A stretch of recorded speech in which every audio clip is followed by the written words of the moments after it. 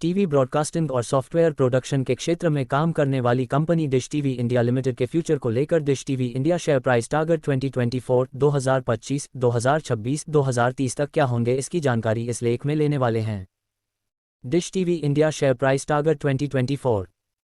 Company का कुल market cap 4336.16 crore का है और साथ में कंपनी वर्तमान में पूरी तरह से कर्ज मुक्त है। भविष्य में कंपनी ऐसे ही कर्ज मुक्त रहती है तो साल 2024 में इसका पहला टारगेट आपको 30 रुपये और दूसरा टारगेट 40 रुपये तक जा सकता है।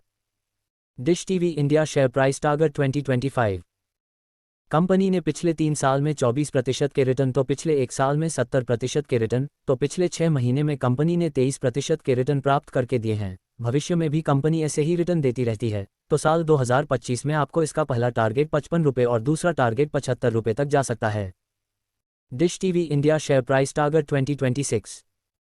कंपनी के अगर हम सालाना तौर पर नतीजे देखें तो मार्च 2023 में कंपनी में 1109.73 करोड़ के नेट सेल्स पर 2029.63 करोड़ का घाटा दर्ज किया है। मतलब कंपनी की स्थिति काफ़ी खराब है, लेकिन कंपनी इसमें सुधार करती है तो साल 2026 में इसका पहला टारगेट आपको 80 रुपये और दूसरा टारगेट 110 रुपये तक जा सकता है। Dish TV India share price target 2030।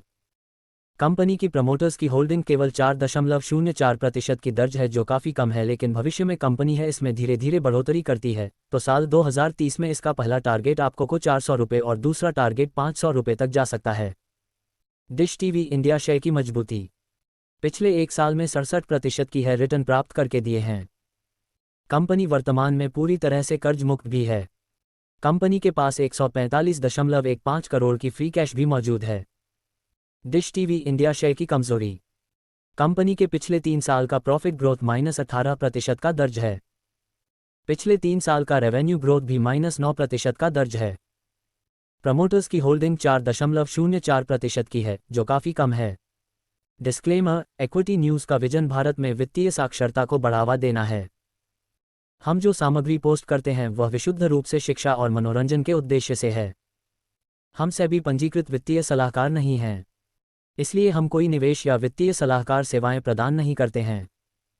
आप अपने पैसे और अपने फैसलों के लिए पूरी तरह जिम्मेदार होंगे। कृपया अपने वित्तीय निवेश के लिए किसी सेबी पंजीकृत वित्तीय सलाहकार से परामर्श लें।